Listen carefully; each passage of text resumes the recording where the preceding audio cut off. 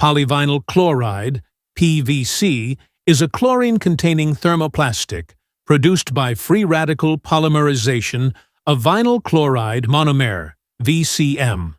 Commercialized on a large scale since the early 20th century, PVC is now one of the world's highest volume polymers, ranking behind polyethylene and polypropylene. Its combination of low cost, durability, chemical resistance, mechanical strength, flame resistance, and processability has enabled extensive use in construction, infrastructure, electrical insulation, packaging, automotive components, medical products, and consumer goods. Unlike many commodity thermoplastics, however, PVC cannot generally be processed efficiently as neat resin.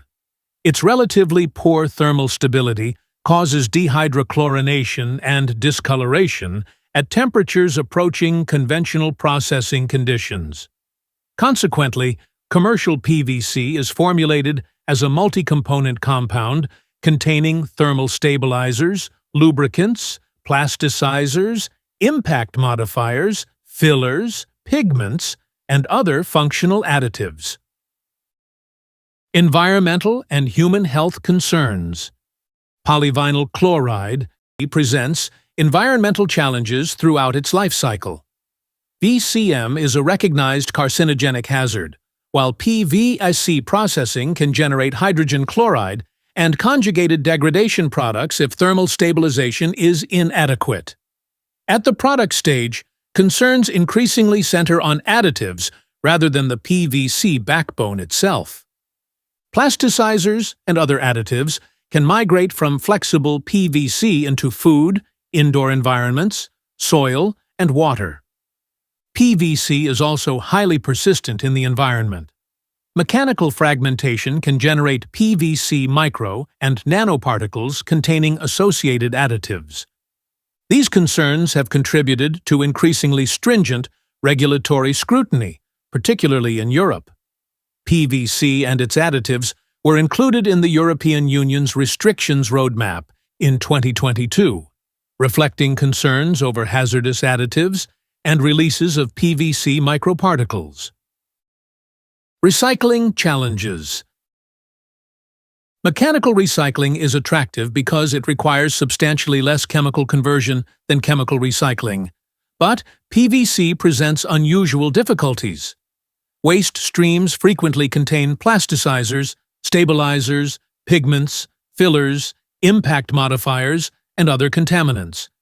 The high chlorine content, approximately 57% weight of PVC, also creates a major processing challenge because thermal degradation can generate HCl, causing corrosion and equipment damage. Consequently, conventional recycling frequently results in downcycling rather than recovery of a high-value material equivalent to the original resin. Emerging PVC upcycling.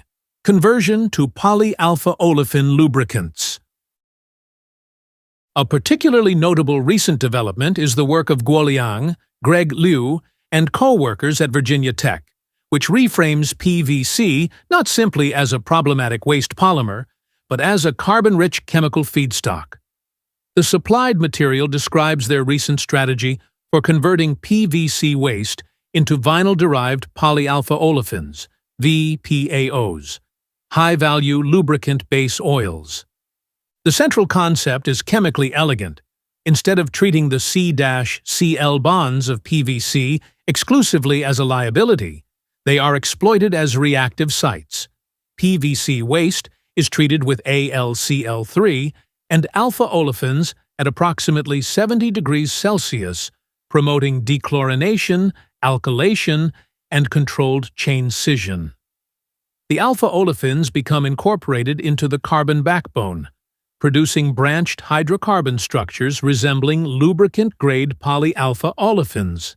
The process therefore converts both the carbon framework and the problematic chlorine functionality into a new value-added hydrocarbon product. The resulting VPAOs exhibit tunable molecular weights and rheological properties.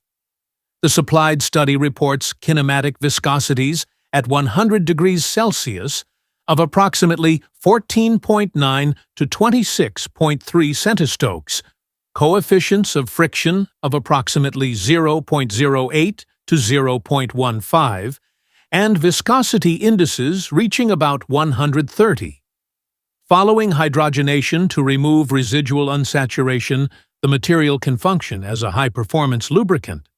This approach is especially significant because conventional PAOs are normally synthesized from purified alpha-olefin monomers using Lewis acid or related catalytic systems. In contrast, PVC itself serves as a reactive template for constructing the branched hydrocarbon architecture. The economic motivation is also compelling. The supplied study compares PVC at roughly $870 per ton with PAO products valued at approximately $3,000 to $6,000 per ton, creating a substantially larger value proposition than conventional PVC downcycling. Virginia Tech's description emphasizes that PVC waste, including material from pipes, gloves, credit cards, and toys, can be processed with AlCl3 and alpha-olefins at approximately 158 degrees Fahrenheit, 70 degrees Celsius, for several hours to generate lubricant oil. The research therefore represents a transition from waste recycling to molecular valorization, in which the chemical structure of the waste polymer is deliberately redesigned to generate a higher-value product. The approach is consistent with the broader research direction of the Liu Group, which has investigated conversion of difficult plastic waste into higher-value chemicals and surfactants, rather than merely reproducing the original polymer. Future outlook. PVC remains an exceptionally useful engineering thermoplastic, but its complex additive package, chlorine-rich backbone, thermal instability, and persistent environmental behavior make it one of the more challenging commodity polymers from a circular economy perspective.